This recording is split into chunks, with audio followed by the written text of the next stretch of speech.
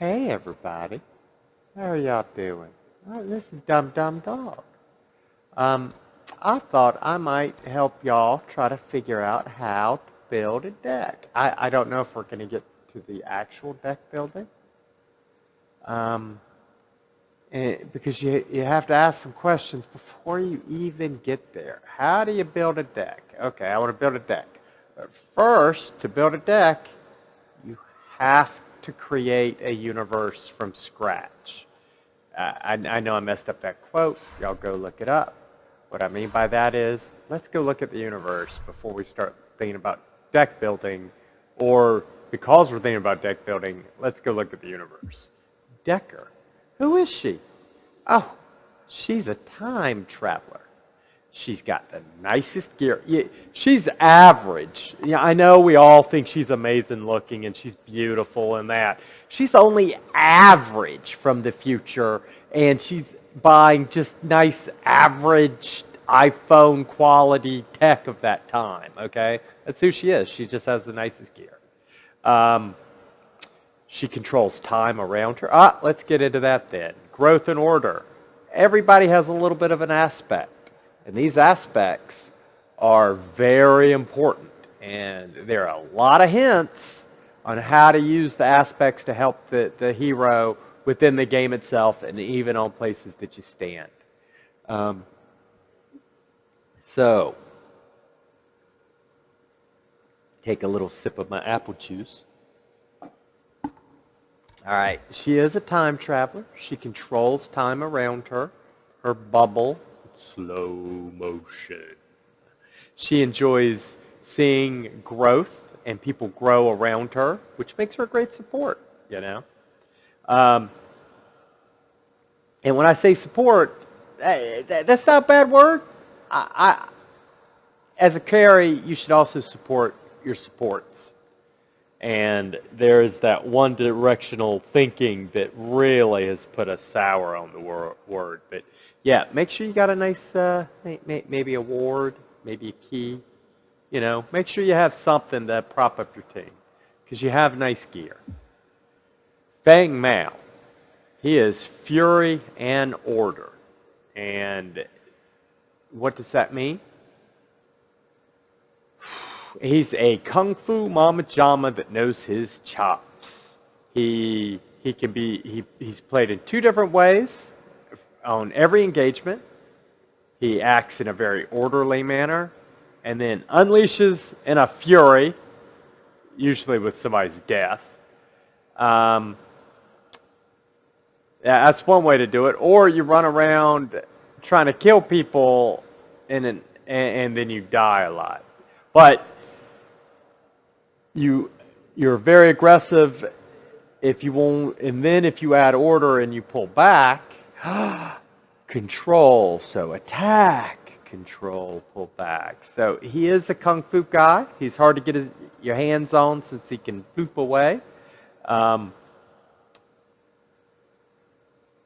Let's move on. Gadget. Gadget is a smart gal. She makes all her own gear. She's intellect, which makes her a caster type. For her, I believe, as many clicky cards, you know, activated ability cards, and damage and mana. Some interesting combination thereof. But yeah, full of tricks, wards and keys, and I can't think of all of them. All right. Gideon, he's dark and mysterious, intellect and corruption. Yeah, no backstory here. He's dark and mysterious, okay. All right. Just always know, out of the corner of his eye, he's always thinking about putting his black hole on you. He just always is. He's always wanted to black hole you. He's dark and mysterious that way, and he's high mobility. And it's Greystone. He is a Boy Scout. Fury and order. His order is different than Feng Mao's order by some degrees.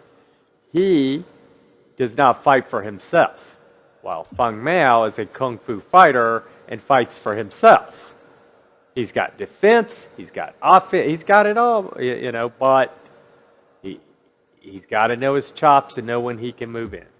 Gray, all of his abilities, he is righteous fury. He's also He-Man. I don't know, Greystone, Power Grayskull. I have the power, the sword above his head. Come on, it's all there. And he's got shaved armpits. That proves that he's He-Man, or at least He-Man's son. So if his abilities, if he fights for somebody, he's more powerful. If he just stands still and looks stoic, he will keep people back amazingly far because he's got great defensive, offensive/defensive gear. When he hits his little AOE swirly thing, that is designed to knock people out of sprint and to protect the people behind you so they don't get overrun.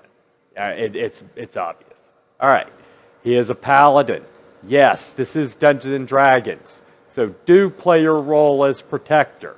When you attack somebody, the order thing to do is to check on your peeps. You go attack, look at your peeps. Attack, is my peep close or far? Attack is my peep, oh, body block, defense, oh, run, Sparrow, run! That's Gray, guys. Okay? If you play him like a cold-blood killer and you're getting pissed with your people dying behind you, you're the twat. Okay, moving on. Grim.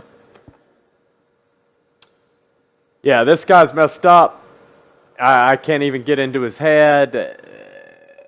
This is nothing more than a vacuum cleaner. Just make sure you've got lots of damage and batteries. You know, what can I say?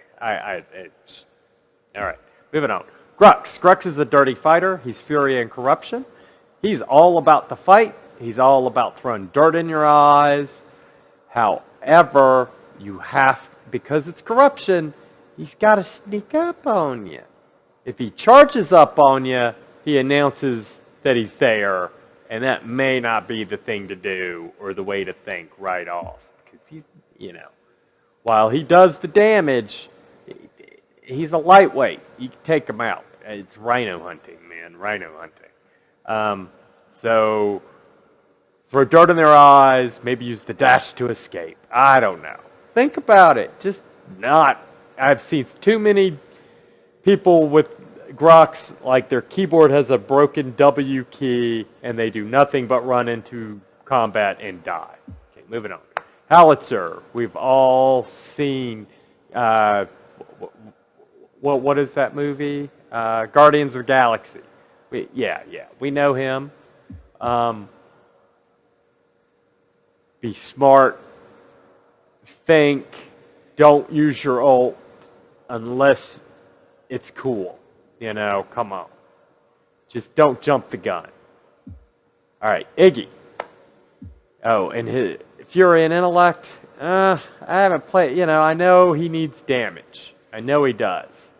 Because he's got some decent spells, but his ult is really cool, but it really leaves him gimped, so he really needs to pack on damage. All right. Iggy and Scorch. Iggy is two things, while Grim is one thing. Grim is a vacuum cleaner with an owner. Iggy and Scorch are two people. The very fact that Scorch isn't in the picture kind of pisses me off a little bit because he's in the title, but you have to decide who does what and how.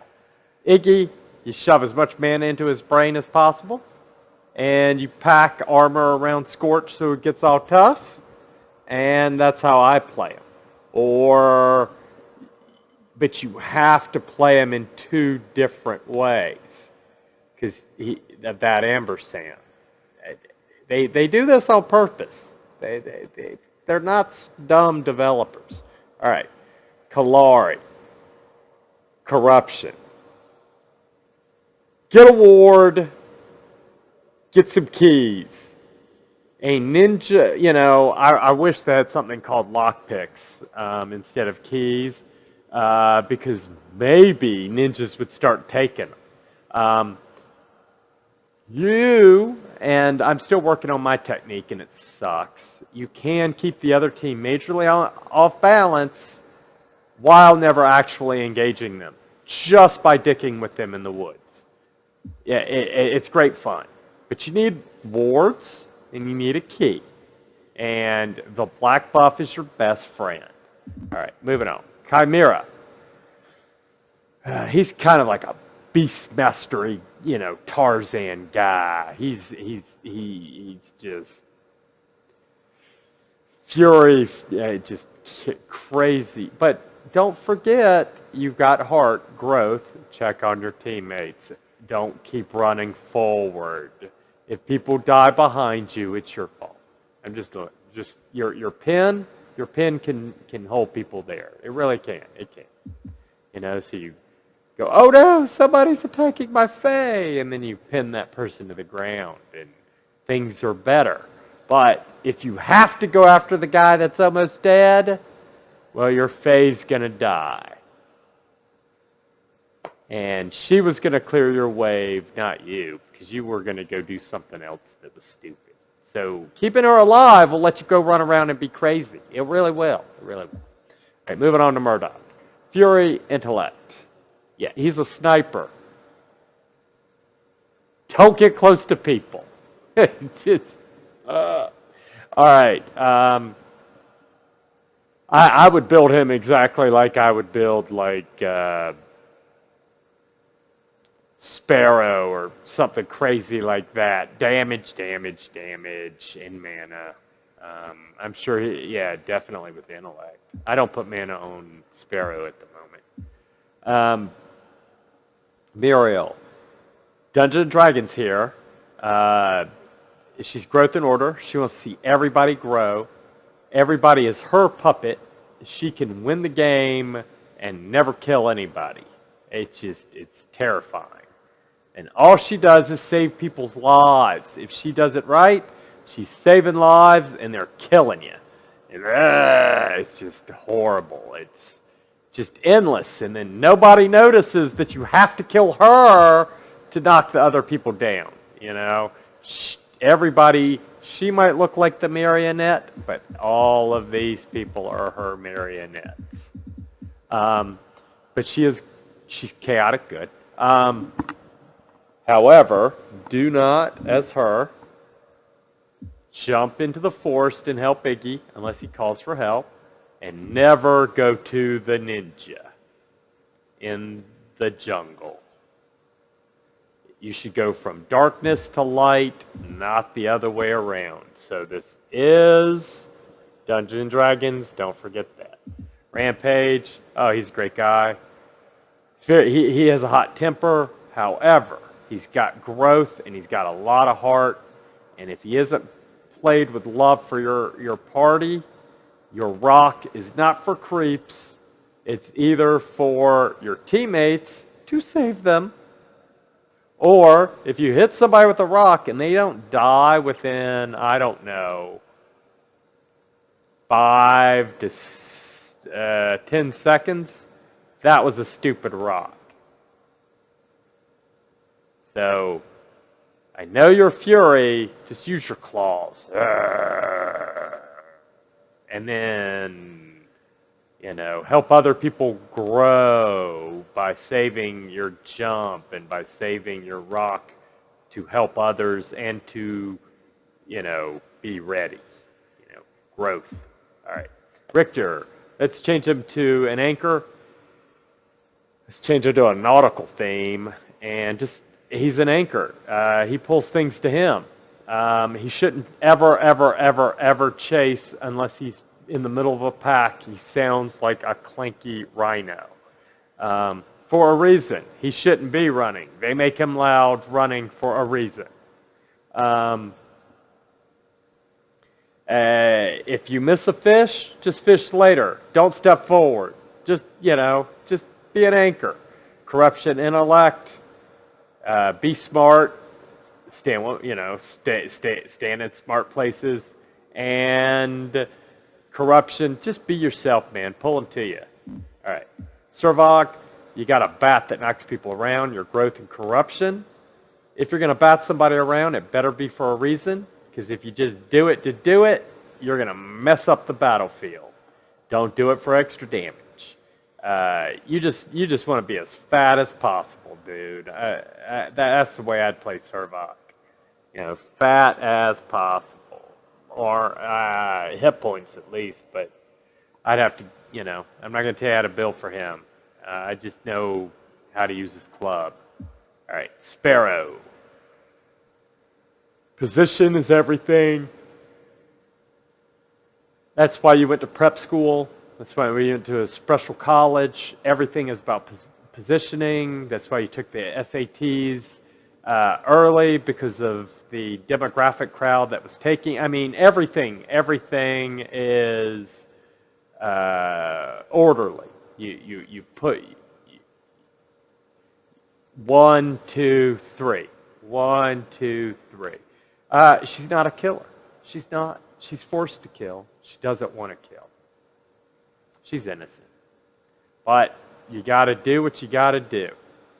You know, we do have a fairy in the game, so, you know. She's all about position. And it places, if she stands on any round structure in the game, her position is stronger. A tower, the 4 points at mid, they're 4 little circles, will help her escape and take advantage on high ground. She's all about position and order and growth. And she does want to see her team grow and not run around like idiots just trying to get kills.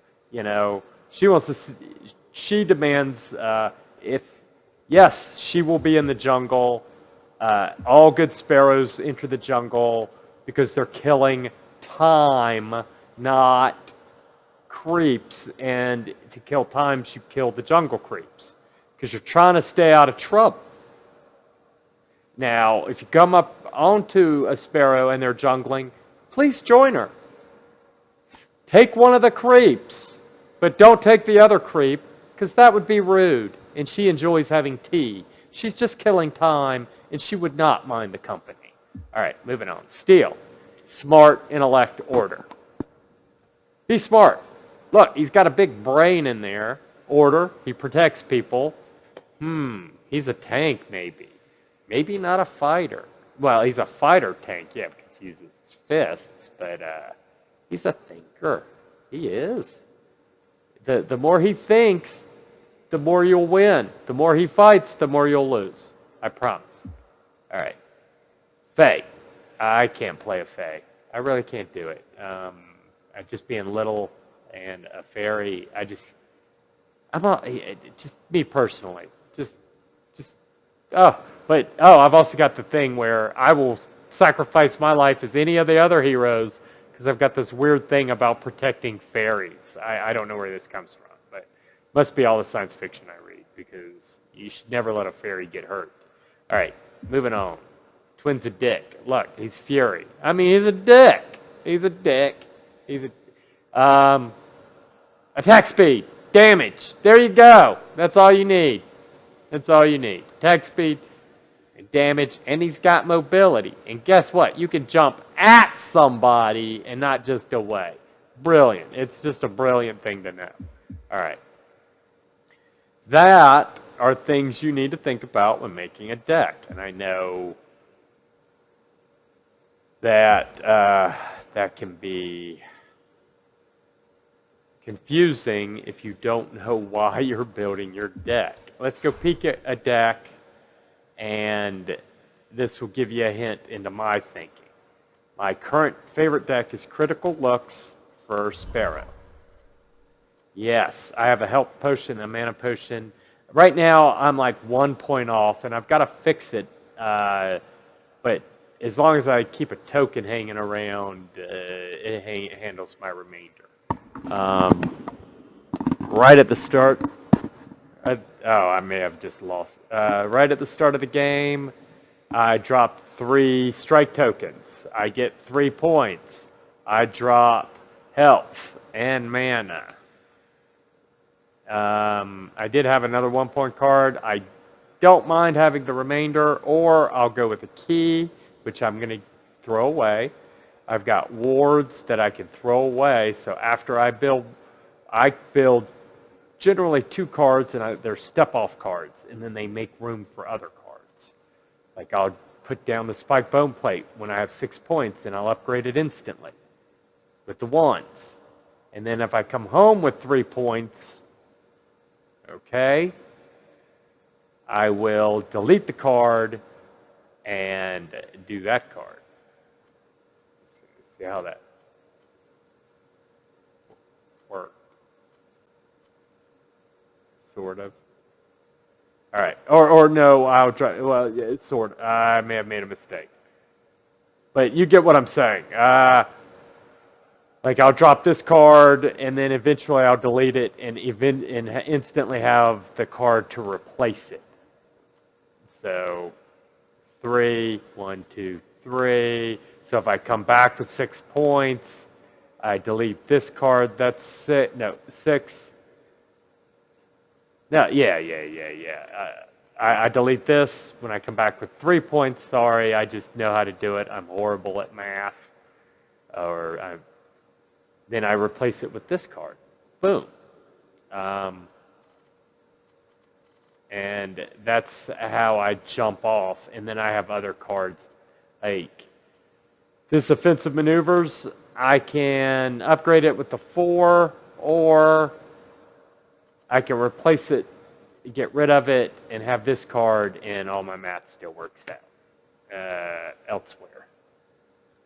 So, and the reason I have 2 wards is because at the early mid game, early-ish game, I have 3 points, and I put the 3 points into a ward, which give me just the normal damage from any other card, except for that 13 point. Yeah. But forget that card. And then I can look around, right? I keep myself safe. I zone. She's all about control. And then if I'm down on my luck, I hate deleting a ward, but I'll do it. But that's why I got a backup. So if I'm short a couple of points to get some of this really good juju over here, I'll just chuck a ward. And then I'll get my good juju, and then later I'll get some points, and I'll get another ward, which is going to get thrown away by the end of the game. Because, if either you're pushed all the way up and you're kind of hanging on to a ward to kind of for defense, or you've pushed them all the way in, and you really just need that little bit of extra damage to push in. And I'm not one to upgrade the wards on a carry. Like my Iggy and all those other guys, they get upgraded wards. All right. Oh, excuse me, I'm boring myself. Look at that. Actually, I'm sitting here starving. My Ms. Kittens, my wife, is going to go pick up some calzone thingies. Oh, it's going to be great. All right. That, is kind of how you build a deck, or I do. I build 2 step-up decks. I look at the pacing of my game. Here is my Grux deck that I did. I did a whole bunch of 2s, and you'll see 2 keys, and you'll see a ward, and oh, there's so much confusion. I have, look at all this stuff, man. But as the game changes, he's deleting cards and upgrading and trying, that's my Grux. 2, 2, 2, 2, choo, choo, choo. All right. Let's go peek at another one. I just feel like, cocaine education. I like this deck. I've never played Twin. I'm still waiting for one more card, but I think this is it. I think this is his deck. All right. Well, the calzones are now here. I hope my recording worked, because, And enjoy Paragon. Just remember, role play.